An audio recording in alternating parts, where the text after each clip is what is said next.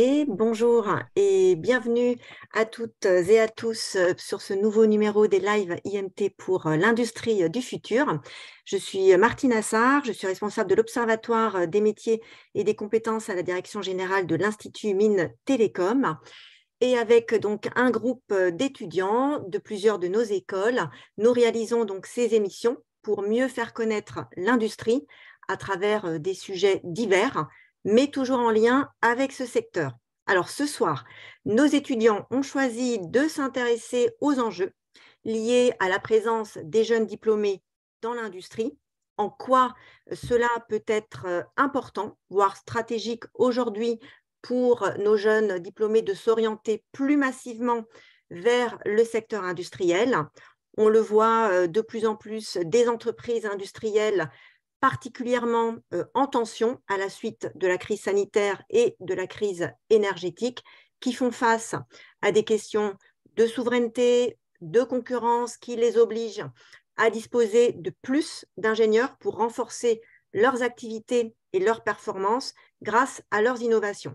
Alors, avec tous nos invités ce soir, nous verrons pourquoi cet enjeu d'attractivité des jeunes diplômés et plus largement des jeunes est une question indispensable à se poser si collectivement nous souhaitons nous investir dans cette démarche de reconquête industrielle. Alors, c'est ce que nos différents invités chercheront donc à nous faire comprendre à travers leurs témoignages et leur partage d'expérience également. Alors, avec moi ce soir, pour co-animer cette émission, donc trois étudiants à qui je donne tout de suite la parole. Noah, si tu veux commencer.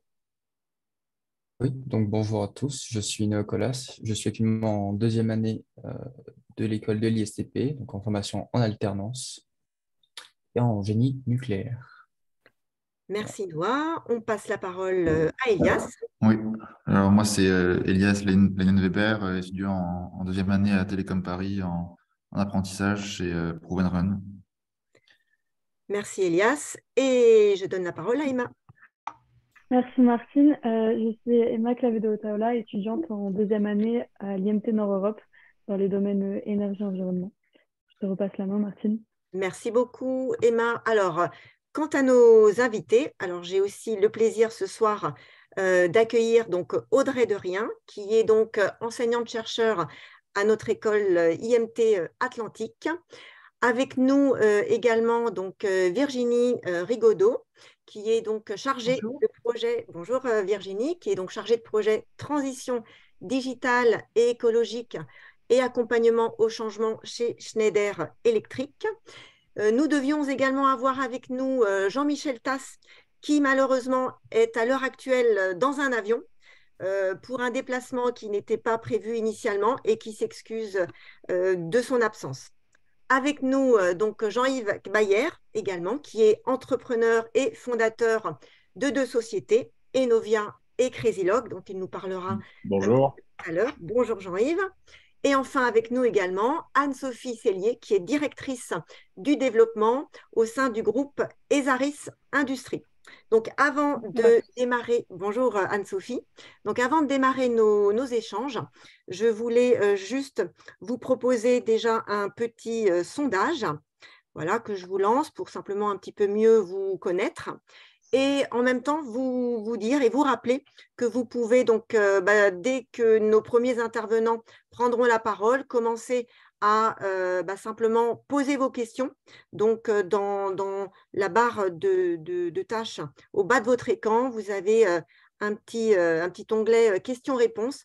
Donc, n'hésitez surtout pas à poser en flux tendu un petit peu vos questions et ainsi, en fin d'émission, donc un temps dédié sera consacré à y répondre. Voilà.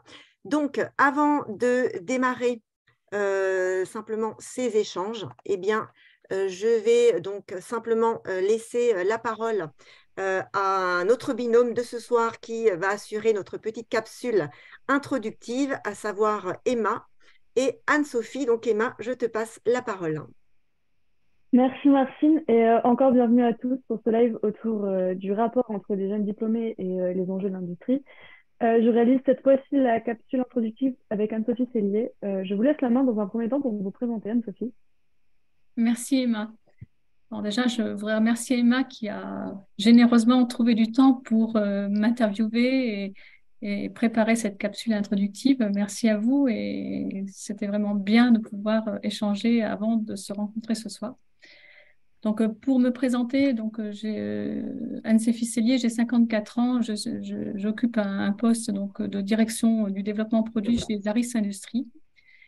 Et Zaris Industries, c'est un groupe encore jeune qui fait aujourd'hui 500 personnes et 67 millions d'euros, on va dire, envisagés en 2023, qui est en pleine croissance, qui s'est constitué au fil du temps. Ce sont d'abord et avant tout des histoires familiales. Mon patron est le principal actionnaire de l'entreprise et on va dire que globalement, l'entreprise est faite d'autres histoires familiales.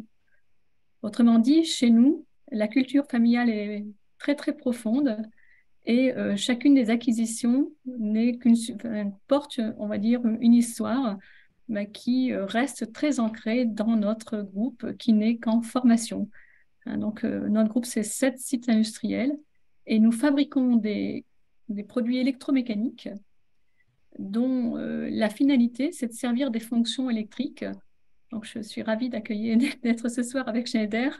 C'est assez drôle puisque Schneider est un de nos gros clients. Donc, je suis, on va dire, je n'avais pas imaginé ça, mais je suis avec un des principaux clients des Zaris ce soir. Virginie le sait peut-être pas non plus, mais les hasards de la vie font bien les choses. Donc, nous fabriquons de nombreux contacts pour servir toutes ces fonctions électriques d'alimentation, de coupure, mais aussi des appareils, on va dire, spécifiques pour l'industrie de la défense, de l'aéronautique, du médical et beaucoup pour la distribution électrique avec notamment Schneider. En ce qui me concerne, mon parcours, je l'ai fait d'abord dans des grands groupes. J'ai passé un peu plus d'une vingtaine d'années dans des grands groupes et de par ma double formation technique et commerce, je suis métallurgiste de formation et j'ai pu débuter ma carrière en bureau d'études, ce qui est assez classique dans nos métiers techniques. Et j'ai rejoint progressivement des fonctions, j'ai dérivé vers le commerce pour accompagner des grands projets, notamment dans le nucléaire. Donc, je fais un petit clin d'œil à Noah. Et globalement, on va dire, j'ai occupé des fonctions de direction commerciale, de direction de BU dans des grands groupes. Et j'ai souhaité, à un moment donné, changer de cap, rejoindre des entreprises de taille plus humaine et surtout prendre des responsabilités différentes avec des enjeux qui étaient plus proches de moi. Voilà qui je suis. Merci Anne-Sophie. Alors, cette semaine, on ne parle pas d'un sujet technique. Ce sujet, il soulève de nombreux enjeux comme le choix des jeunes diplômés de s'orienter vers des métiers qui ont un sens, que ce soit au niveau environnement ou des engagements sociaux. En effet, il y a d'autres choix pour les ingénieurs entre différents types d'entreprises, que ce soit par exemple des grands groupes ou des PME, ainsi que les domaines dans l'industrie 2.0 par exemple. Je voudrais savoir qu'est-ce que vous inspire cette thématique, Anne-Sophie? En fait, être ingénieur, c'est avant tout avoir la chance de s'offrir une belle carrière. C'est un préalable à beaucoup de choses. Naturellement, quelle que soit la personnalité, on ne va pas faire tous le même parcours. Mais ce qui est essentiel, c'est d'avoir des fondements. Et le diplôme d'ingénieur, c'est souvent un gage, on va dire, de bonnes bases de données mathématiques, de culture physique, quand on veut, enfin physique, j'entends non pas de culture physique au sens du sport, mais de culture en physique, ce qui permet d'appréhender des domaines assez variés. Et globalement, quel que soit le poste, on va dire, on a besoin, on va dire, quand on veut progresser, d'avoir des fondamentaux qui vont nous permettre d'être forts, d'être solides, mais surtout d'être analytiques. Et être analytique, c'est analyser, on va dire, des tableaux de chiffres de toutes sortes. Ça peut être des données, on va dire, d'essai, ça peut être des données financières, mais ça peut être aussi des analyses de marché à travers des études de marché produits, du mapping à travers des bases de données produits et une empreinte internationale. Quoi qu'il en soit, je pense que c'est un tremplin nécessaire à tous les métiers, à tous les postes à responsabilité. Est-ce que je t'ai répondu, Emma? Désolée, merci. En 3 mots, quelles sont les compétences ou les qualités les plus importantes pour les jeunes ingénieurs, d'après vous? Alors, euh, le diplôme d'ingénieur, c'est d'abord, on va dire, le fait d'asseoir la compétence. Vous êtes en classe, vous êtes autour de l'écran, vous êtes, on va dire, votre parcours atteste d'une certaine compétence. Ensuite, vous avez tous une personnalité.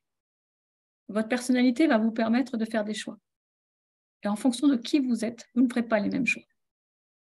Et d'un autre côté, il y a un autre mot qui m'interpelle, soyez curieux. La curiosité, elle est essentielle dans la vie. Elle est essentielle parce que je vais vous raconter ma propre histoire.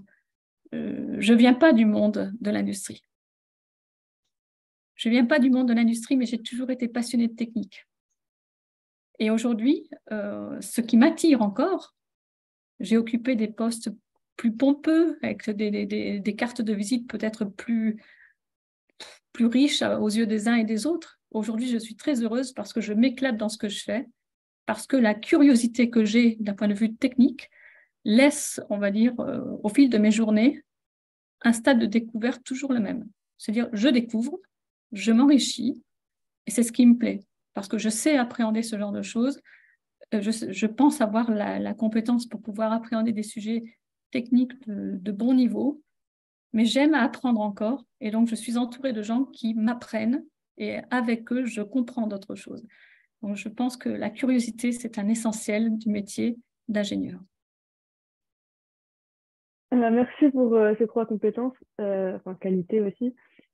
Vous avez parlé lors de votre description que vous avez commencé dans les grands groupes et maintenant vous vous retrouvez dans un groupe de plus petite taille.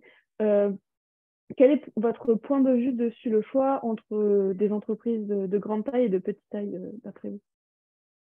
Alors, les grandes entreprises, quand on débute dans la vie, ça paraît naturel. Ça paraît naturel parce que d'abord, elles sont très amatrices d'aller capter les jeunes talents. Et j'en ai fait partie à un moment donné. C'est vrai que c'est une porte facilement accessible.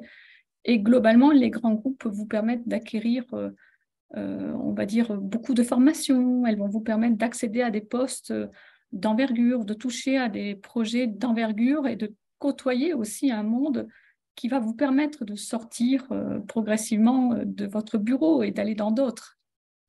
Ça, c'est la chance quand on est dans un grand groupe. Vous allez pouvoir aussi passer d'un poste à un autre, mais vous allez aussi passer d'un site à un autre. Dans l'industrie, on travaille sur des sites. Quand on est dans un grand groupe, on a la chance de pouvoir prendre sa valise régulièrement et d'aller d'un site à l'autre, quelquefois pour s'établir dans un autre pays. Ce sont des opportunités qu'on aime souvent en début de carrière. Ensuite, quand on est dans une PME, moi j'ai fait le choix de la PME parce que j'avais une âme d'entrepreneuse. Donc ça, c'est clair qu'à un moment donné, dans un grand groupe, vous ne décidez pas de tout seul. Le circuit de décision, il est un petit peu plus lourd et naturellement, votre influence, si ce n'est si vous êtes tout en haut, votre influence, on va dire, plus vous allez gravir, plus elle sera, on va dire, une influence parmi d'autres influences. Dans une entreprise à taille plus réduite, votre influence va être déterminante. Et moi, aujourd'hui, ce qui me plaît dans un groupe de taille beaucoup plus modeste, c'est, on va dire, mon poste, il existe. Et on va dire, en même temps, mes responsabilités, je les vois tous les jours. Je n'en doute pas. Elles ont un impact sur ce que devient l'entreprise. Et donc, c'est assez motivant. Moi, c'est ce qui me stimule. Mais globalement, dans les deux cas, on peut s'éclater dans l'entreprise, qu'elle soit grande ou petite. Voilà, encore une fois, la personnalité fait aussi beaucoup dans le chemin de vie. Merci Anne-Sophie, c'est très intéressant d'avoir un point de vue de quelqu'un qui a fait 2 types d'entreprises, car c'est vrai que c'est un choix assez difficile pour les jeunes diplômés. J'en profite, pour la première fois, nous sommes 2 femmes à faire cette capsule introductive. Que direz-vous aux jeunes femmes ingénieurs qui hésitent de s'orienter vers l'industrie, par exemple? Mais n'hésitez pas, n'est-ce pas, Emma? Oui. N'hésitez pas. n'hésitez pas. Moi, j'ai eu la chance d'être assez unique à un moment donné dans ma carrière, puisque j'étais dans une techno qui n'était pas du tout féminine. J'ai envie de dire, toutes celles que j'ai rencontrées qui étaient vraiment dans des postes techniques s'y éclatent. Donc, je pense qu'on peut s'éclater dans la technique, femme comme homme. Mon expérience m'a permis de voir, on va dire, que c'était plutôt une opportunité. Je le traiterais comme ça. Moi, je pense avoir eu beaucoup de chance d'avoir été une dame à un moment donné. Et je pense plutôt que je le vis plutôt comme une chance. Parce que globalement, quand j'étais directrice commerciale, tous les autres étaient des gars. J'avais toujours la parole en premier.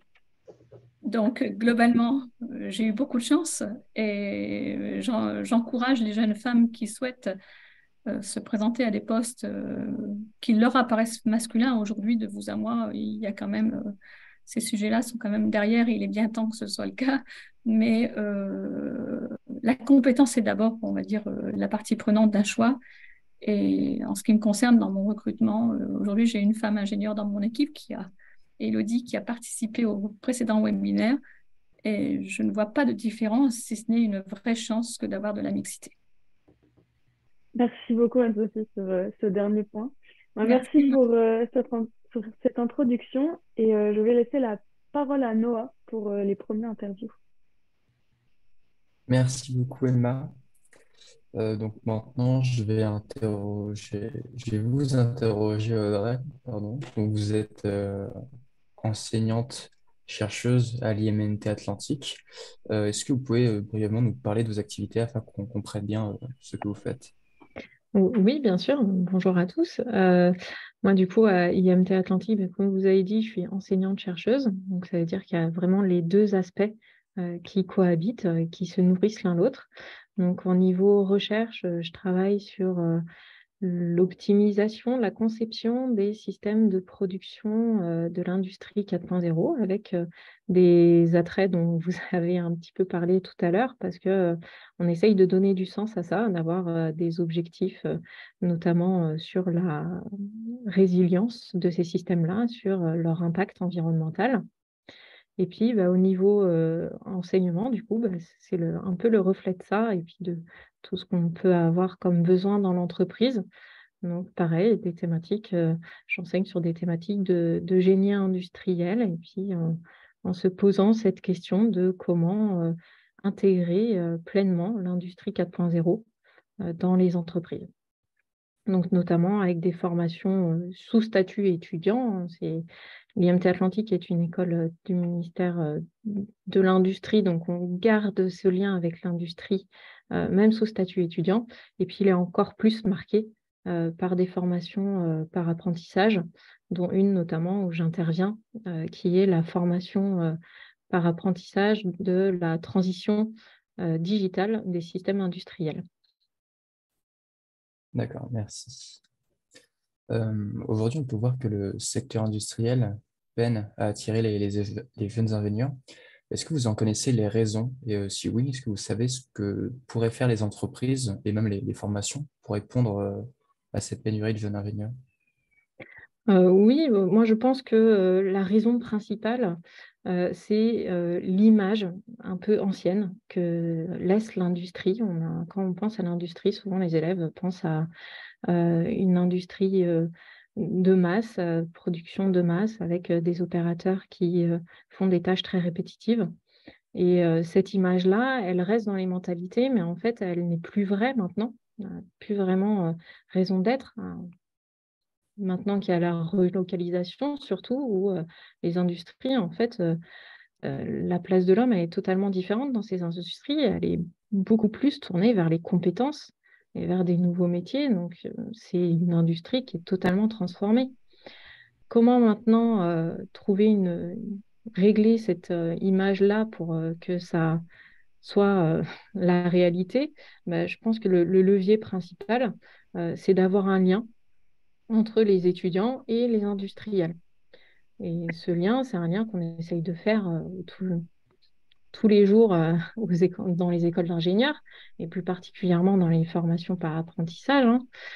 Donc, ça passe par des stages, forcément, qui sont très ancrés dans l'industrie, toujours très ancrés dans l'industrie. On peut découvrir ce que c'est, les métiers. Ça passe par l'apprentissage, où on va voir finalement quelles sont les valeurs, quel est le sens derrière le métier d'ingénieur.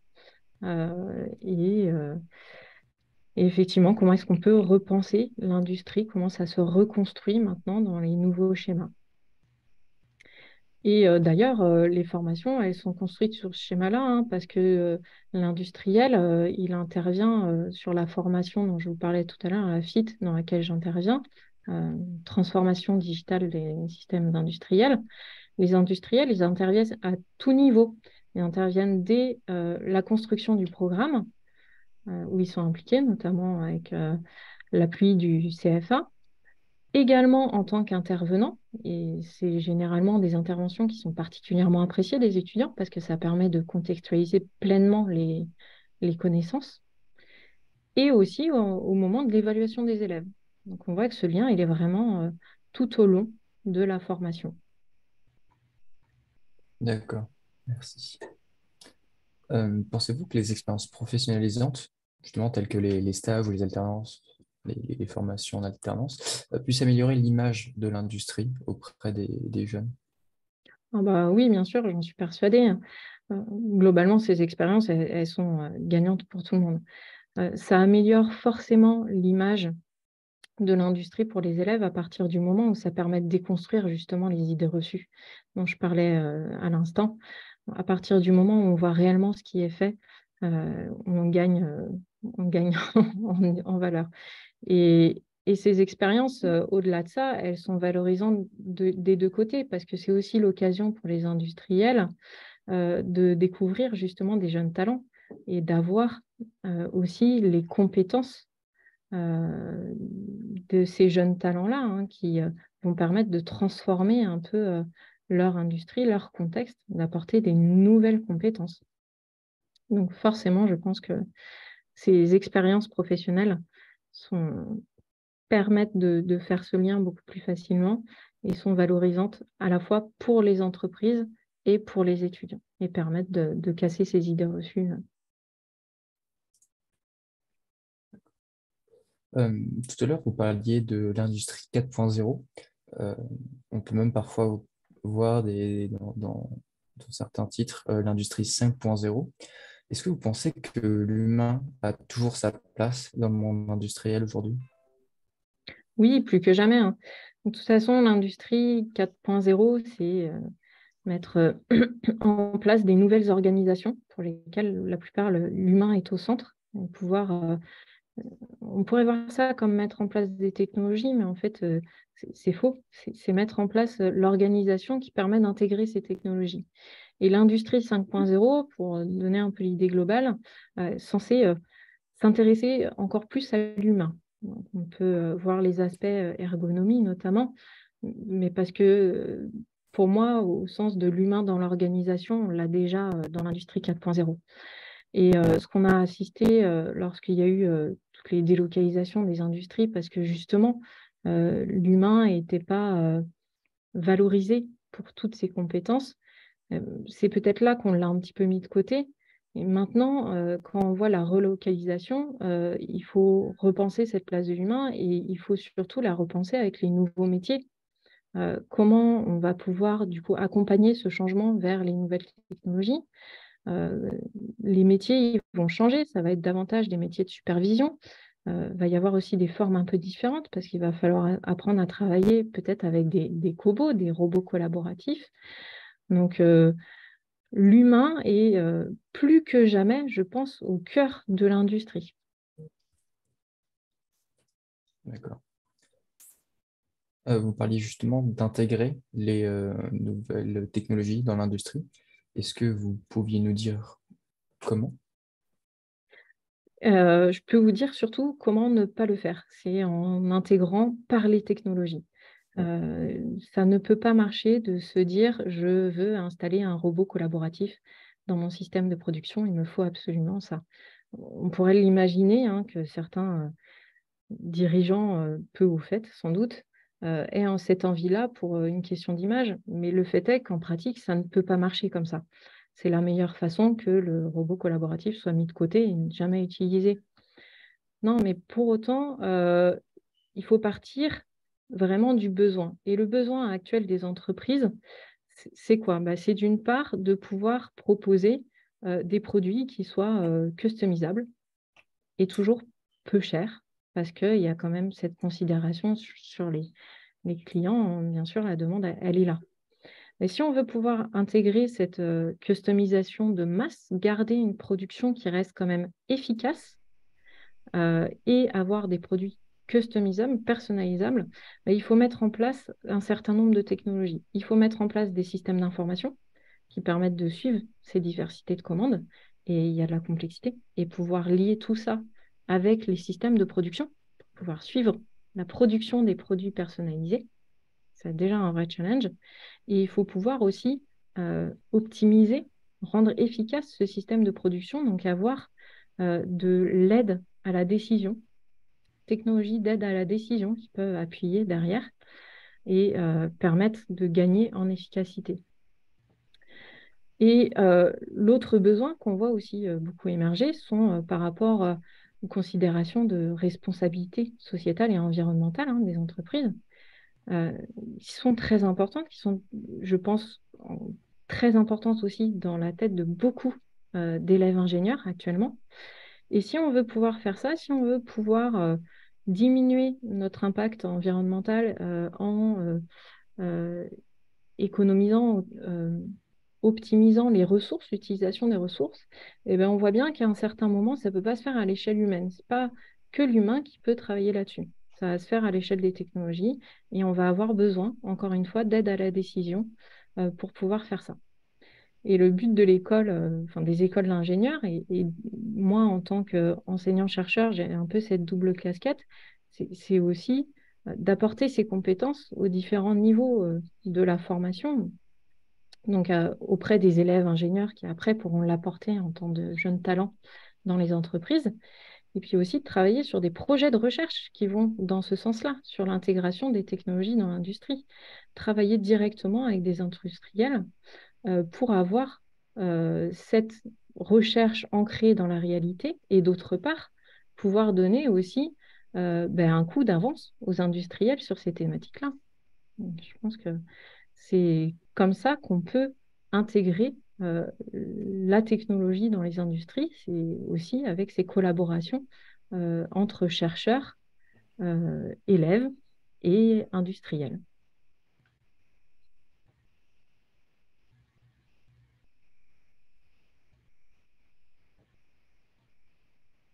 Merci.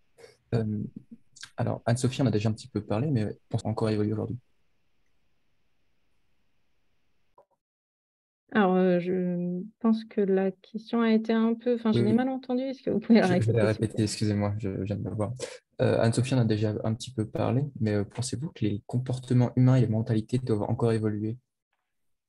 Je pense surtout, et comme Anne-Sophie l'a très bien dit, c'est que l'industrie, en fait, c'est le reflet de la société aussi.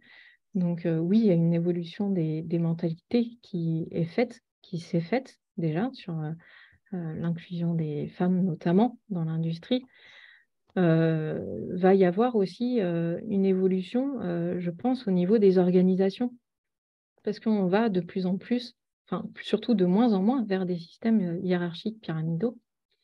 Et on a de plus en plus ces fonctionnements en projet où chacun va aussi pouvoir prendre des responsabilités plus facilement, apporter ses compétences et d'autre part, ne pas toujours être en responsabilité aussi. Donc, il y a cette évolution-là aussi que je vois arriver sur les modes de managériat et bien sûr les évolutions sur toute l'inclusion de la diversité en règle générale dans l'industrie comme elle est dans la société. D'accord, merci. Petite question que j'aimerais rajouter suite à notre échange. Vous disiez tout à l'heure travailler avec les industriels sur certains projets. Est-ce que vous pensez un jour franchir le cap et changer de votre profession d'enseignante-chercheuse pour travailler directement dans l'industrie? Pour l'instant, je ne l'envisage pas tellement parce que ma curiosité à moi est aussi dans l'académie. Donc, c'est là aussi que je trouve ce qui me stimule. Et parce que je pense qu'on peut avoir vraiment des projets qui sont déjà très réalistes, très ancrés dans la réalité industrielle. Et moi, peut-être, j'ai aussi besoin de changer régulièrement de projet. Donc, peut-être que le fait d'être en recherche me permet d'avoir cette flexibilité-là.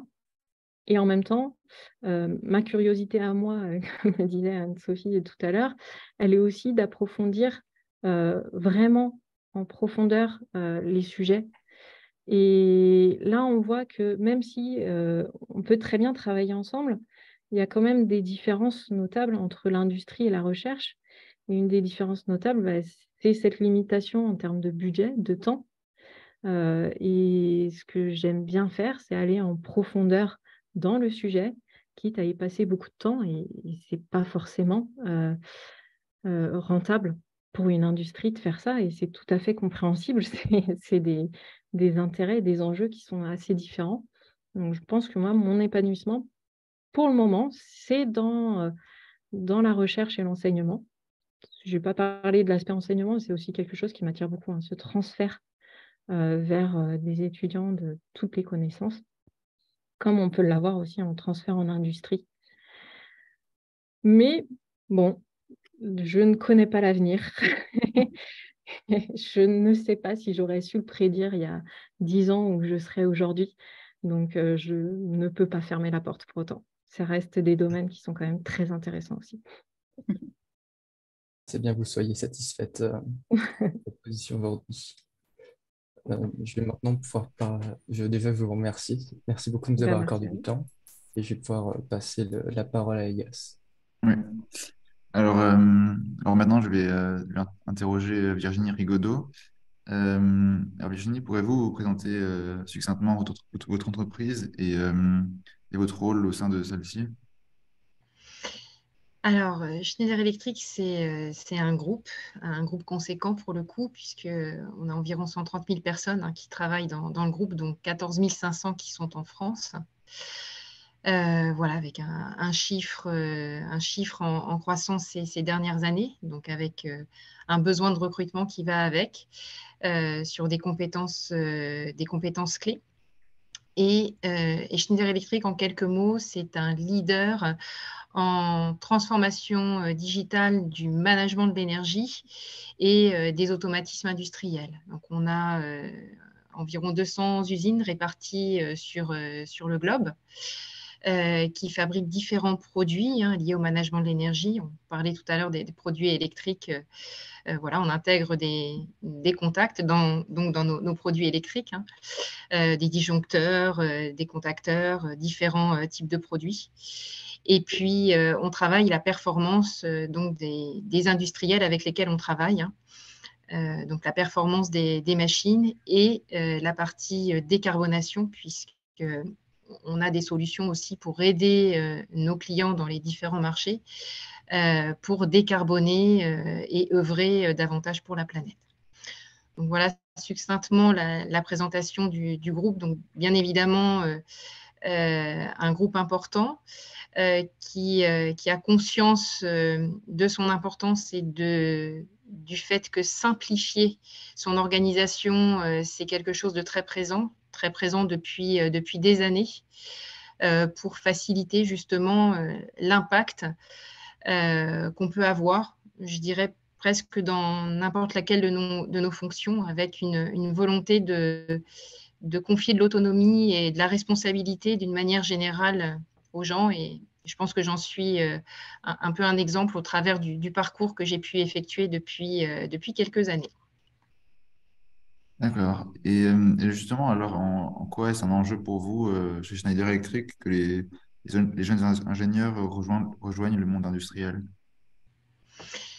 Alors, c'est un enjeu pour nous de recruter de la compétence et d'avoir des jeunes, déjà d'un point de vue générationnel dans l'entreprise, pour avoir une bonne représentation. On parlait d'humain tout à l'heure et on est convaincu qu'un projet humain, une approche collaborateurs centrés vraiment sur l'humain, c'est ce qui nous permet d'avancer, c'est ce qui nous permet de progresser. C'est vraiment un facteur clé de réussite de nos organisations. Et on a besoin des jeunes pour pouvoir réaliser cette transmission. Donc l'industrie, en effet, on œuvre au quotidien et j'en fais partie de ces gens-là au sein de mon organisation pour montrer ce qu'on fait, montrer que les métiers ont beaucoup changé par rapport à l'image vieillissante que certains d'entre nous ont pu avoir auparavant. Tout ça a énormément changé et cette transmission, elle est très importante sur pas mal de domaines. Et pourquoi les jeunes, c'est important qu'on puisse les accueillir sur des compétences clés? Parce que les plus anciennes générations ont la connaissance de certains outils, de certains systèmes d'information sur lesquels s'appuient les nouvelles technologies. Et ce transfert, il est indispensable avec l'apport de connaissances et de compétences que les jeunes ingénieurs amènent dans notre entreprise. Donc, un axe clé de notre stratégie, c'est de pouvoir favoriser l'alternance en prenant aussi en compte toutes ces nouvelles dimensions sociales et sociétales qui ont leur importance dans le recrutement. Et donc, à l'échelle d'un groupe, on recrute beaucoup d'alternance en prenant en compte une notion de parcours d'intégration. Ce n'est pas seulement un poste que l'on pourvoit quand on accueille quelqu'un dans l'entreprise, mais on a bien saisi l'importance de pouvoir donner l'opportunité d'un parcours où la personnalité du jeune qu'on recrutera pourra se révéler au travers de projets divers et variés qui se mettent en place dans une organisation qui se veut beaucoup plus flexible, beaucoup plus agile, beaucoup plus horizontale, en évitant d'avoir des strates importantes de hiérarchie à passer pour pouvoir avoir un impact, mais en facilitant aussi des contacts directs. D'accord, merci. Et vous avez un peu déjà anticipé ma prochaine question qui était est-ce que votre entreprise possède une politique de recrutement adressée aux jeunes diplômés? Et si oui, est-ce que vous avez des chiffres sur le recrutement des jeunes ingénieurs, par exemple? Alors, les chiffres que je peux vous partager aujourd'hui, c'est qu'on mise énormément sur l'alternance, sur les stages d'une manière générale et sur les VIE. Si je prends juste la France, c'est environ 1000 alternants qu'on recrute à l'année, 600 stagiaires et 120 VIE. Et derrière cette notion de recrutement d'alternants, il y a une volonté de pouvoir garder 20% d'entre eux dans des postes clés, donc 20% issus de l'alternance. C'est notre objectif. Donc, on a pu le tenir sur l'année 2022 et on espère pouvoir le tenir sur l'année 2023. Mais voilà, c'est vrai, avec de l'énergie, avec des efforts dans les phases de recrutement, avec beaucoup d'éléments à mettre sur la table et qui s'entendent. On parlait de la dimension développement durable. Alors moi, je préfère le terme sustainability en anglais parce qu'il englobe beaucoup plus. On a la chance d'avoir une stratégie qui est tournée justement vers cet aspect stratégique sustainability de par nos produits, de par le virage qu'on a pris dans l'efficacité énergétique et la transformation digitale ayant un impact sur l'efficacité énergétique. Et tout ça, c'est ce qu'on explique aussi à nos jeunes recrues. Pour qu'ils puissent s'intéresser à des métiers qui sont actuels ou qui vont naître, parce que tout est en mutation au sein de notre entreprise. Et on a la chance de pouvoir se construire un parcours. Alors je ne suis pas d'origine ingénieure, mais voilà, j'ai fait des études, une petite école de commerce.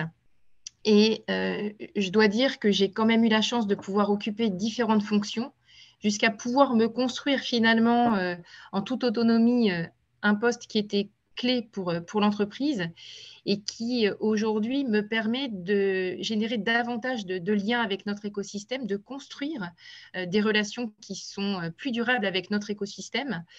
Je parle au titre de mon site.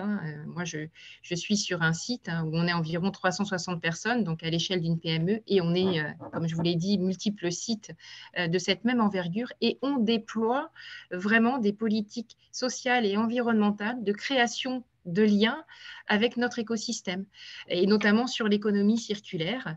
Il y a des nouveaux business models qui se mettent en place, donc ce sont de nouveaux projets avec de nouvelles attentes, et ça, je dois dire que moi, à titre personnel, ça apporte beaucoup de motivation, et c'est vraiment un argument aussi, je pense, qui fait le poids dans nos recrutements, de pouvoir offrir la possibilité à nos jeunes ingénieurs de travailler sur ce type de projet. Ça pose un tas de questions, ça challenge aussi techniquement tout ce qui relève de la circularité, y compris dans la conception de produits et dans les process qu'on utilise pour fabriquer à partir de matières recyclées. Donc voilà, ce sont de belles opportunités, et je pense qu'il y a beaucoup à construire, et que l'entreprise de demain, c'est aussi l'entreprise d'aujourd'hui. Elle se construit maintenant avec, je dirais, toutes ces compétences qui nous sont utiles pour la suite. D'accord, merci pour ces réponses. Et donc, enfin, pour terminer, est-ce que vous pensez qu'à l'ère de la réindustrialisation, déjà, pourquoi est-ce que ce serait important de faire en sorte que les jeunes ingénieurs soient plus attirés par les entreprises du secteur industriel? Parce que l'industrie, on en a besoin. On en a besoin dans différents domaines. On en a besoin dans les différents pays aussi pour acquérir une certaine autonomie. Il y a plein de secteurs qui l'ont démontré, et surtout en temps de crise. Donc, il faut qu'on puisse garder des compétences, qu'on continue nos opérations de localisation. Et pour pouvoir continuer à maîtriser nos processus industriels, ça passe par de la pérennité dans nos recrutements, et on a besoin des jeunes pour continuer à booster notre industrie et la pérenniser sur notre territoire. D'accord, merci beaucoup pour vos réponses. Je vais laisser la parole à Noah. Merci Elias. Euh, Maintenant, je vais pouvoir interroger Monsieur Jean-Yves Claher. Est-ce que vous pourriez nous présenter brièvement vos deux entreprises et ce que vous faites? Oui, donc Enovia, société de services spécialisée dans l'ingénierie de maintenance, et Crazylog édite un logiciel qui s'appelle QuickBrain. En fait, les deux entreprises nous permettent de proposer des méthodes et des solutions digitales pour améliorer la disponibilité d'usines. La performance est une chose, donc on en a pas mal parlé, mais la disponibilité est très importante. La performance en disponibilité, c'est l'échec d'une production industrielle. Et donc, nos secteurs d'activité principaux, c'est très basique, c'est le traitement de déchets, le traitement de l'eau potable et l'eau usée, donc la production d'énergie et la défense. Donc, c'est un peu les besoins fondamentaux. On est très proche du concret, et c'est ça aussi qui m'a amené à travailler dans ces domaines. C'est le sens que ça porte, puisqu'on a bien vu, dans tous ces domaines, on a entendu parler, en tout cas, de pollution de l'eau, de problèmes de fourniture d'énergie, et bien évidemment de problèmes de sécurité et de défense de nos démocraties. Merci. Avec les problèmes de recrutement qu'il y a aujourd'hui, est-ce que vous pouvez nous parler des conséquences du manque de personnes qualifiées dans le secteur de la maintenance? Et là, ils sont multiples. Le premier, c'est dans le métier de la maintenance, c'est pas simplement faire durer l'existence, c'est aussi le faire évoluer. Donc, c'est pouvoir l'améliorer. Et donc, cette phase d'amélioration nécessite de la maîtrise d'un processus de conception. Et ce processus de conception est porté par l'art de l'ingénieur, l'ingénierie. Et donc, on est plutôt confronté à des gens qui fonctionnent par de l'expérience, mais l'expérience a ses limites quand on arrive sur des nouveaux domaines ou des nouvelles technologies. Et là, on va plutôt dégrader la performance de la machine que l'améliorer dans 80% des cas. Donc ça, c'est une première conséquence. La deuxième conséquence, ça rejoint un peu celle-là, mais c'est sur l'analyse des pannes et l'analyse des causes et la mise en place de solutions palliatives. C'est toujours pareil, c'est plus des raisonnements empiriques que des raisonnements analytiques auxquels est habitué l'ingénieur qui sont mis en œuvre. Et nous, on voit donc du coup pas mal il peut y avoir de très grosses catastrophes, hein, parce qu'à un moment, il y a une mauvaise maîtrise des données d'entrée, ou en tout cas une mauvaise analyse des causes. Les techniciens, enfin, les gens qui fonctionnent par expérience ont plutôt tendance à traiter la cause, pardon, la conséquence. Et évidemment, quand on traite la conséquence, c'est un peu comme en médecin, hein, si on a de la fièvre et qu'on donne de l'aspirine, eh ben, peut-être que dans 3 jours, on est mort, mais on mourra sans avoir de la fièvre, quoi. Et donc là, c'est un peu pareil. On est sur des raisonnements qui interdisent finalement des évolutions majeures et qui peuvent ralentir la production et mettre en danger la performance de l'installation globale. Et le dernier sujet, c'est l'adoption des nouvelles technologies et des systèmes d'information, où là, donc là, on parle d'ingénieurs et aussi de jeunes ingénieurs, où là, le besoin est très important pour justement accompagner et former et puis motiver l'ancienne génération ou la génération, enfin, c'est pas qu'une question de génération, mais on a des gens qui sont très ancrés dans le concret et dans le réel, et c'est ce qu'on leur demande. Et il faut des ingénieurs pour pouvoir appréhender les concepts. Voilà, et transformer les concepts en choses concrètes pour justement les gens qui fonctionnent sur les machines et qui font des tâches très utiles, très nobles, mais très concrètes. Et les deux mondes doivent cohabiter l'un avec l'autre. Si on n'a que des gens qui sont ancrés dans le concret, on se prive évidemment de capacité d'évolution. Et je pense que c'est une des faiblesses de notre industrie. D'accord. Et pensez-vous que l'apparition de nouvelles technologies dans les usines pourrait justement être un élément d'attractivité dans le recrutement de jeunes diplômés et d'autres personnes qualifiées? Oui, oui, ça peut être. Moi, je pense que le principal facteur, c'est plus la question du sens et de bien comprendre ce que produisent les usines, ce qu'elles font, à quoi elles servent. Et quand on dit effectivement l'aspect environnemental est fondamental, maintenant on a besoin d'électricité à la maison, on a besoin d'eau potable, on a besoin enfin moi je parle de mes secteurs, on a besoin d'avoir une armée qui permette de défendre le pays. Il peut y avoir aussi une vision, on parle beaucoup de recherche de sens. Enfin, personnellement, c'est ce que je cherchais aussi quand j'ai créé une petite boîte. Là on est direct en contact avec les gens et avec les problématiques qu'ils doivent gérer. Et on est acteur, si vous voyez, comme on disait dans les petites organisations, parce que une usine, c'est un petit monde, hein. Il n'y a pas des usines avec 10 000 personnes, on n'est pas en Chine, quoi, hein. Donc on se retrouve avec des équipes à taille humaine. Et ben, on va être un acteur très important en fait, de la chaîne, et on va avoir des projets à gérer, on va avoir des responsabilités, et on va avoir des résultats qui vont être tout de suite, immédiatement mesurables, quantifiables. Et si on fait le mauvais choix, ben, on va avoir une conséquence directe. Et si on fait le bon choix, ben, on va avoir un succès, et on sera très heureux, et on sera un contributeur direct de ce succès. Alors là, c'est une question du coup qui touche aux diplômés, à la motivation des diplômés. Est-ce qu'il n'y aurait pas une fin au travail d'un ingénieur dans une usine? En fait, on pourrait penser qu'un emploi non pérenne pourrait être une raison du manque d'ingénieurs dans ce secteur industriel. Non, enfin, oui, la pérennité, après, effectivement, on a peut-être pas enfin, tout dépend de la taille du site, mais on n'a peut-être pas les évolutions qu'on peut avoir dans un grand groupe, mais néanmoins, on peut avoir une progression très rapide. C'est-à-dire que, effectivement, la durée de vie de l'ingénieur dans une usine, il ne faut pas qu'il reste trop longtemps. Il faut qu'il change d'usine, il faut qu'il progresse. Et ça lui donne un tremplin où il va pouvoir progresser très vite. Parce que comme l'a dit Mme Steyez, à un moment, l'ingénieur, ce qui fait sa valeur, c'est ses compétences techniques. Ce n'est pas sa capacité à faire du management ou à connaître le projet. C'est au début, surtout quand on est jeune, c'est son bagage technique. Et là, je peux vous dire vous allez acquérir à une vitesse 3 fois supérieure à quelqu'un qui fait du bureau d'études. Vous allez acquérir des compétences techniques qui sont incroyables et surtout qui sont très appliquées. Vous allez tout de suite mettre en relation ce que vous avez vu, les notions de physique, les notions de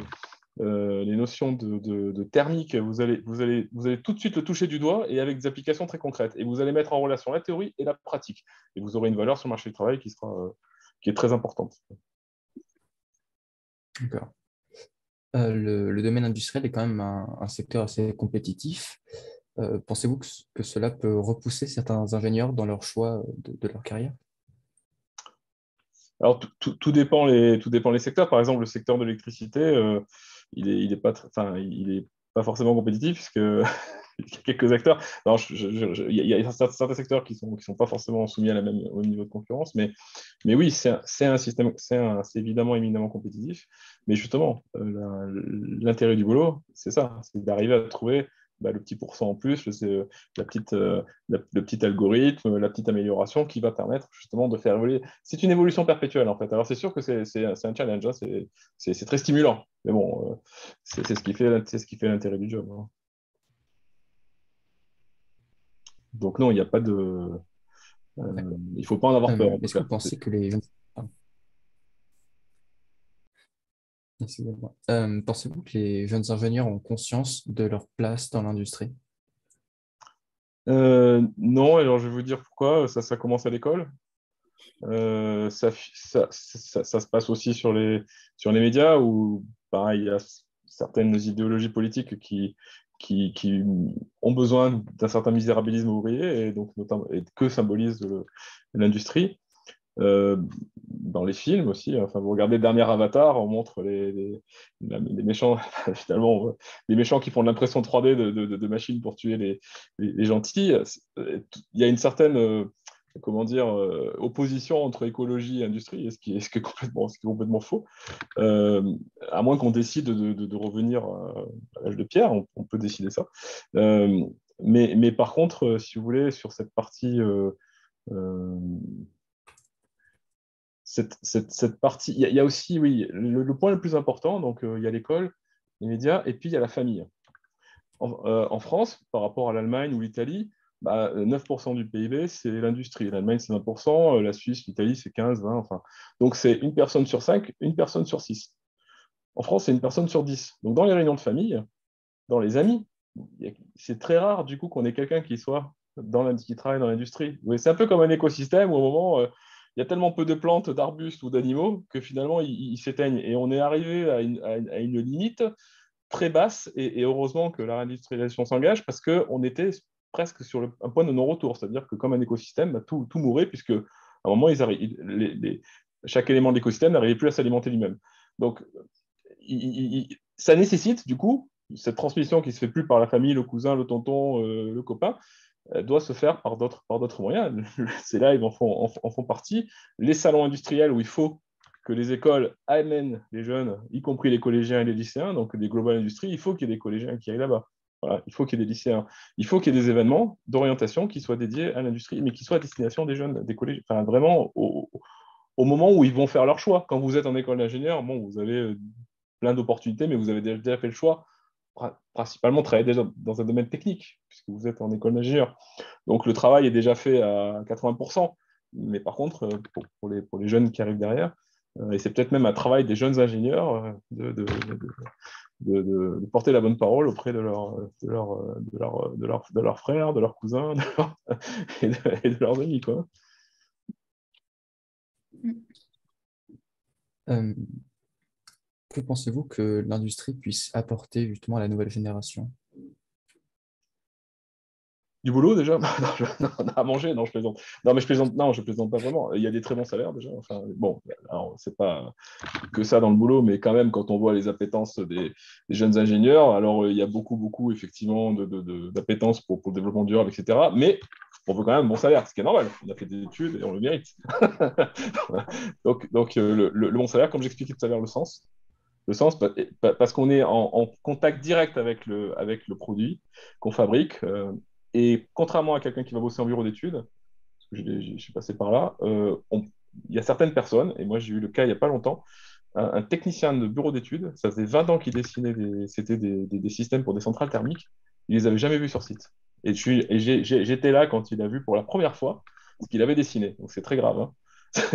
Donc pour pas arriver à ça, voilà, c'est de travailler effectivement dans l'industrie. L'industrie, c'est le concret, c'est le réel, c'est le pragmatisme, et c'est, comment dire, l'amélioration continue. De toute façon, ça vient de l'industrie, c'est l'amélioration continue, et c'est s'améliorer soi-même de manière continue. C'est l'humilité face aux problèmes. C'est l'apprendre l'humilité, c'est-à-dire qu'on maîtrise rien, on s'aperçoit qu'on maîtrise rien, on peut pas tout maîtriser. Donc on l'accepte, et le fait de faire ça permet de faire beaucoup progresser sur le plan humain. Donc cette partie humilité, c'est ce qui permet aussi après de prendre des postes à responsabilité. Je pense que c'est une qualité essentielle.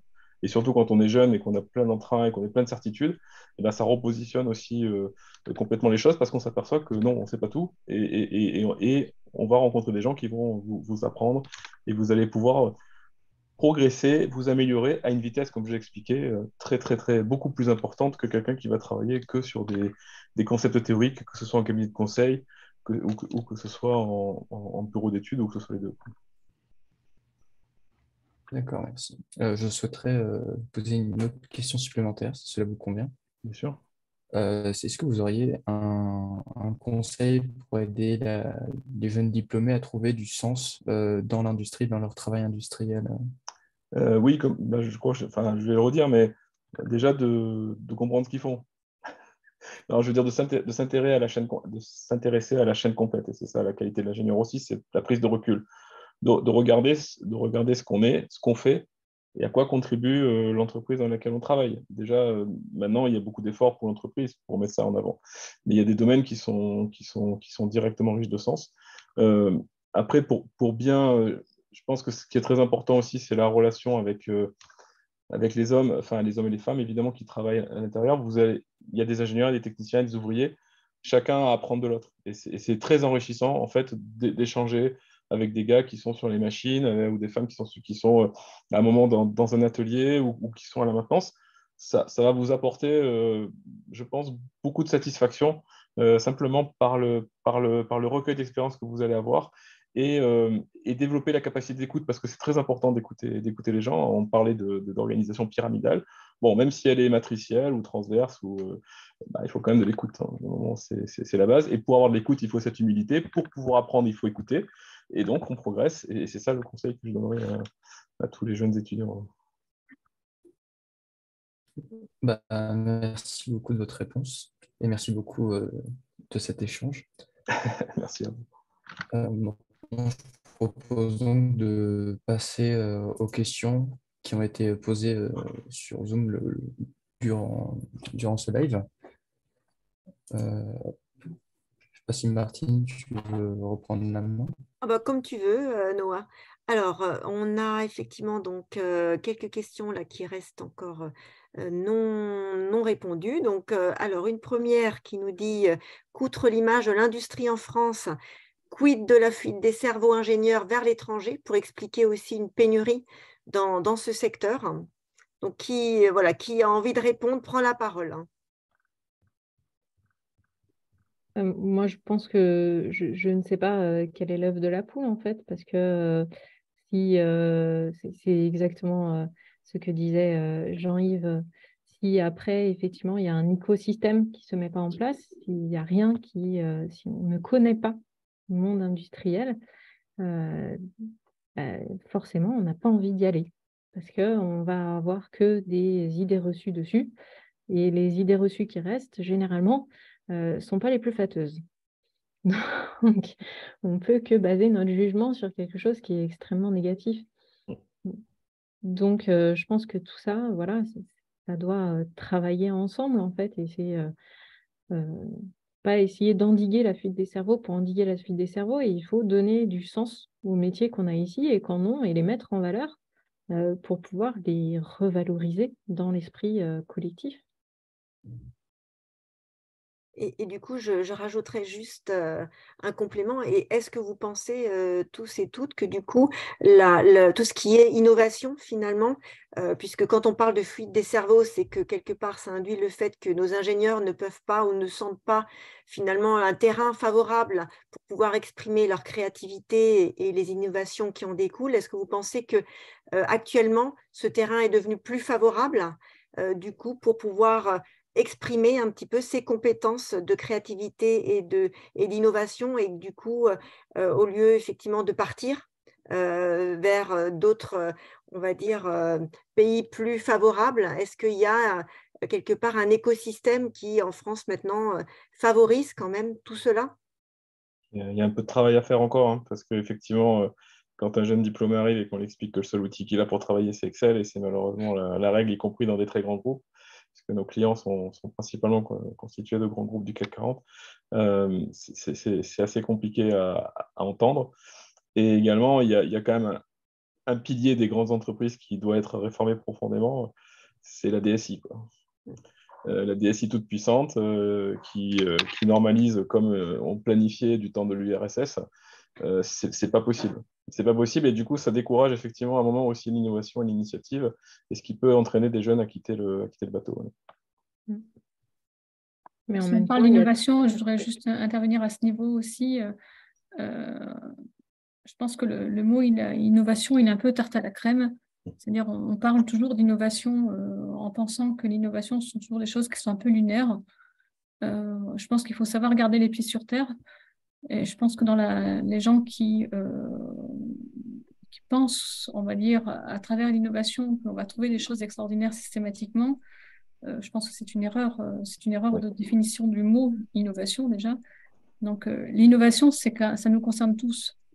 Je veux dire, on a changé nos modes de vie depuis que l'on est sur Terre et depuis que nous sommes nés, déjà, rien qu'à notre niveau, beaucoup de choses ont été, on va dire, différentes et donc c'est porté par l'innovation. Donc, je pense que ce qui serait bien aussi, c'est que je ne veux pas du tout ici faire de politique, mais il y a quand même en France des clusters, tout un tas de choses qui ont été mises en place ces dernières années dans l'industrie. Il y a des choses qui sont très, très dynamiques à l'échelle des régions, à l'échelle des écoles, à l'échelle, on va dire, de certaines entreprises. Je pense qu'aujourd'hui, on a la chance d'avoir des podcasts qui sont très présents sur la toile et qui parlent de choses étonnantes. Donc, pour moi, c'est un problème d'abord et avant tout de culture générale. Soyons curieux, intéressons-nous à ce qui, on va dire, est près de nous. Et l'innovation, moi, je le redis à tous mes jeunes, j'ai essentiellement des jeunes dans mon équipe. L'innovation, je leur ai dit une fois, est-ce que vous êtes prêts à parier, vous, votre portefeuille pour que l'on mette, on va dire, tout sur une de vos idées, l'idée que vous avez eue hier soir. Quand vous leur demandez ça, déjà, il y en a quand même beaucoup moins qui veulent faire de l'innovation. Donc voilà, je pense que l'innovation, elle est, Jean-Yves le disait à l'instant, je pense que l'innovation, elle est dans le process, elle est dans la manière de faire, elle est dans l'informatique, elle est dans la gestion des données, elle est autour de nous. Simplement, il faut accepter d'être acteur de l'innovation. Et je pense que ce qui est triste par moment, c'est qu'en France, on a quand même pris une fâcheuse habitude, c'est d'attendre. Et enfin, moi, dans une PME, si j'attends, il ne se passera rien. Et je pense que vous tous autour de l'écran, si vous attendez, c'est comme les jeunes qui sont à l'école, si vous attendez, vous n'aurez pas votre diplôme. Donc, à mon sens, il faut juste accepter d'être acteur de son avenir et s'inscrire dans une démarche d'innovation parce que vous êtes dedans.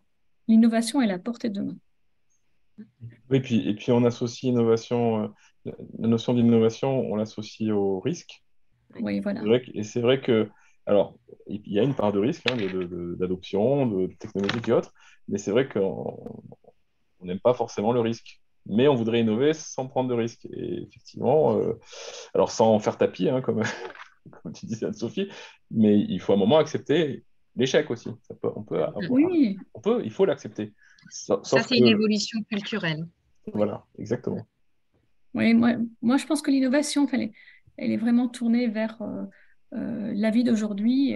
Et je pense que vraiment, moi, j'ai vraiment pas l'impression de travailler dans les mêmes conditions que celles dans lesquelles j'ai étudié. Moi, j'étais avec mes cahiers, etc. Aujourd'hui, on est tous avec des tablettes. On a accès à l'information. Il fallait aller à la bibliothèque, nous, quand on en parlait avec Martine. Hein. Quand il fallait faire un rapport sur quelque chose, il fallait se documenter. On ne va pas jouer les vieux ici, mais globalement, l'accès à l'information, on a une chance inouïe. Absolument. Il faut juste sélectionner, en fin de compte, c'est quand même ces médias, parce que quand même, il y a de tout. Hein. Donc ça, c'est clair. Moi, je fais confiance à l'intelligence là-dessus. Donc, je pense qu'il y a vraiment un bon terrain, à mon sens. Alors, question suivante. Alors, n'y aurait-il pas à repenser le contenu des heures dédiées à l'orientation au collège et au lycée? Et est-ce que les enseignants du primaire et du secondaire sont formés pour parler d'industrie? Et si on se dit que ce secteur est si important économiquement et socialement, et appelé à l'être encore plus ces prochaines années? Donc là, on est sur l'orientation et la formation aussi de ceux qui sont à la manette et à la manœuvre pour parler de l'industrie aux jeunes. Et je pense aux entreprises d'aller dans les collèges et les lycées. C'est vrai. C'est pas le boulot, enfin, c'est pas que le boulot, c'est pas toujours la faute de l'autre, hein. C'est vrai. Donc il faut aussi qu'on se mobilise tous et chacun à son petit niveau, Mm. et ça fera une grosse action. Mm. On discutait avec une fois, une grande boîte elle me disait on ne trouve pas. Je dis, mais est-ce que vous enseignez par exemple à l'IUT, à l'université, est-ce que vous donnez un peu? Vous voulez recevoir, est-ce que vous donnez? Ça, c'est un vieux. Et là, mais ça part de là. Et il y a des entreprises qui ont créé des ambassadeurs qui vont parler régulièrement aux collégiens qui font des visites d'entreprise. Et ça, je pense que c'est très efficace. Maintenant, ça demande une mobilisation et ça donne du sens aussi aux gens qui sont ambassadeurs. C'est un acte de management aussi très, très intéressant pour justement peut-être remobiliser des fois des personnes qui peuvent être en déshérence, quoi. C'est vrai. C'est quelque chose qui est mis en place dans l'entreprise où je suis et qui permet de nourrir très positivement les gens qui prennent un poste. On a des ingénieurs pour l'école qui établissent des ponts avec l'école et qui multiplient les contacts avec l'éducation nationale et créent des réseaux finalement avec les différentes usines du territoire pour faire venir alors je vais parler surtout de collégiens et de lycéens qui vont intégrer l'entreprise. Mais on se pose la question de comment est-ce qu'on pourrait toucher de plus jeunes personnes.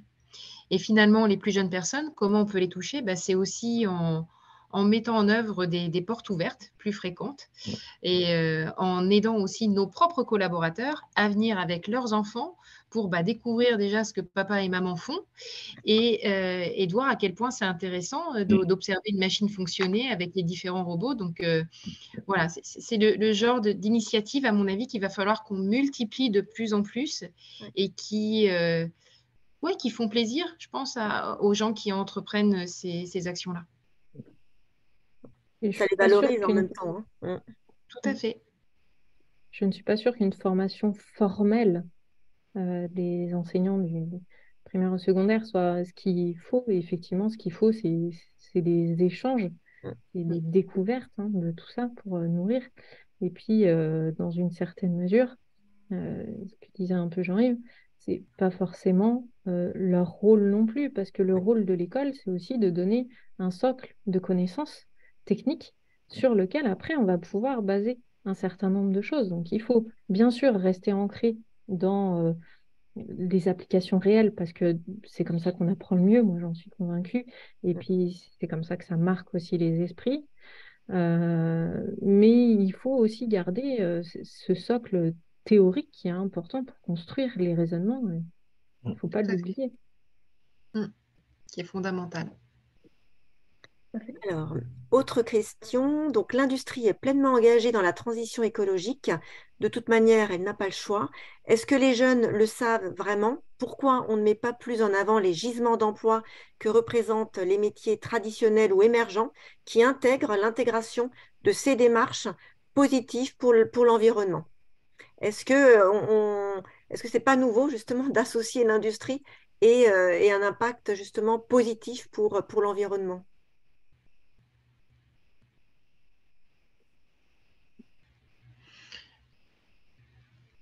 Alors, je ne suis pas sûre que ce soit complètement nouveau, mais il faut être honnête aussi, les entreprises, elles surfent là-dessus parce qu'elles savent qu'elles ont aussi besoin d'attirer des gens qui sont sensibles à ça.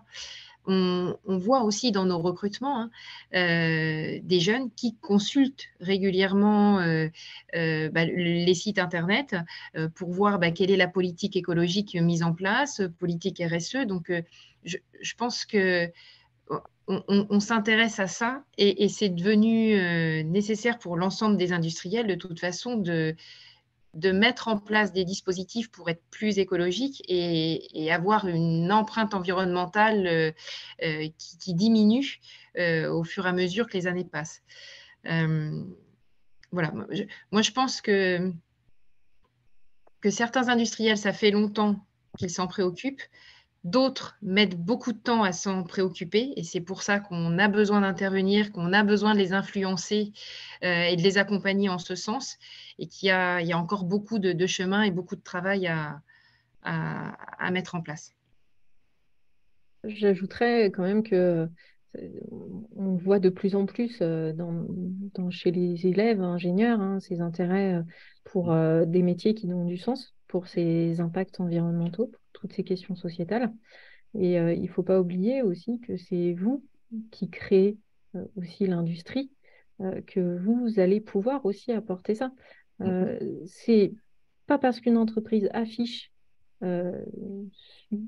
des idées de transition écologique qu'en pratique, ça va être l'entreprise qui en fait le plus.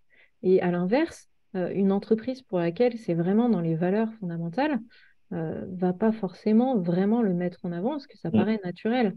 Et comme vous, en fait, ce qu'il faut que vous alliez chercher, c'est vraiment est-ce que dans l'entreprise que vous visez, vous avez de la place pour mettre en place ces démarches-là, ou est-ce que ces démarches-là sont déjà en place, des fois, elles peuvent y être, pas forcément être très visibles.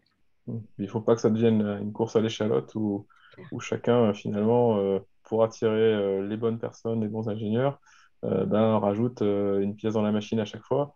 Et on se retrouve finalement avec un discours. Et c'est le pire parce que quand un jeune embauché arrive, il comprend vite qu'on vient raconter des histoires. Et il y a rien de pire pour perdre quelqu'un. Hein. Je pense qu'il faut être très honnête dans le recrutement et si on veut s'inscrire dans une logique de long terme quoi, avec les personnes. Tout à fait. Et dernière question qu'on a en tout cas partiellement abordée, est-ce que l'intégration des nouvelles technologies dans les entreprises change les conditions de travail? Car ce qui peut effrayer les jeunes, ce sont les cadences type en 3-8 et qui ne semblent pas forcément conciliables avec une vie personnelle dont on se soucie plus aujourd'hui. Alors, qu'est-ce qu'on peut dire à nos jeunes pour les rassurer sur la conciliation entre vie personnelle et vie professionnelle dans l'industrie? Déjà, il faut qu'ils se renseignent sur ce que c'est les 3-8 et les conditions de récupération qu'il y a, parce que je pense qu'au contraire, c'est très favorable à une vie de famille, puisqu'on a beaucoup il y a suivant l'entreprise dans laquelle on est ou dans l'énergie, par exemple, on récupère très favorablement les nuits qu'on a passées. Donc, ça permet peut-être presque d'avoir un deuxième métier à côté. Donc, je pense que c'est important aussi, non, mais c'est important d'expliquer ces notions parce que elles sont, c'est encore du préjugé. Maintenant, oui, il y aura toujours des outils, des clamollettes, il y aura toujours des opérations manuelles à faire. Maintenant, on n'est pas sur une chaîne de montage à taper sur des machines pour qu'elles démarrent, ou on n'est pas au fond d'une soute torse nu en train de charger une machine avec du charbon. Quoi. Donc, parce que l'automatisation de l'industrie, elle ne date pas de l'IoT et de l'industrie 4.0. Hein. Elle a commencé il y a 30 ans, 40 ans. Hein, voilà. Eh bien, on a fini avec notre petite session de questions. Donc, nous arrivons au terme de ce live. Alors, je vous remercie infiniment chacune et chacun pour vos interventions et j'espère surtout qu'effectivement, avec vos réponses, eh bien, on a réussi à convaincre certains jeunes qui nous ont écoutés de pouvoir effectivement orienter leur carrière professionnelle vers ce secteur qui les attend à bras ouverts parce que les besoins sont immenses. Et du coup, avant de conclure ce live, je vous invite donc à répondre en quittant ce live à quelques questions simplement pour nous aider à nous améliorer pour les prochaines émissions. Et on vous donne avec nos étudiants rendez-vous le 20 avril prochain où il sera question d'une techno. Pour le coup, on passera sur un autre sujet qui sera donc l'intelligence artificielle. Donc, si ce sujet vous intéresse, n'hésitez pas à nous rejoindre, puisque là aussi, avec un ou une enseignante-chercheur plus des industriels, on pourra voir à travers leurs témoignages et leur retour d'expérience si cette technologie permet effectivement d'optimiser leurs activités et aussi quelles peut-être sont les critiques qu'on entend aussi souvent qui pourront être formulées et puis discutées. Voilà, donc je vous dis simplement à très bientôt en vous informant également que le replay sera disponible dès demain. Donc, voilà, vous le recevrez dès lors que vous vous êtes inscrit et il sera disponible donc rapidement. Un grand merci encore à chacun et à chacune de vous et je vous donne rendez-vous à très bientôt et je vous souhaite une excellente soirée. Merci beaucoup. Merci Au revoir. Martine. Merci. Au revoir, à bientôt. Merci. Au revoir à tous. Merci à tous, au revoir.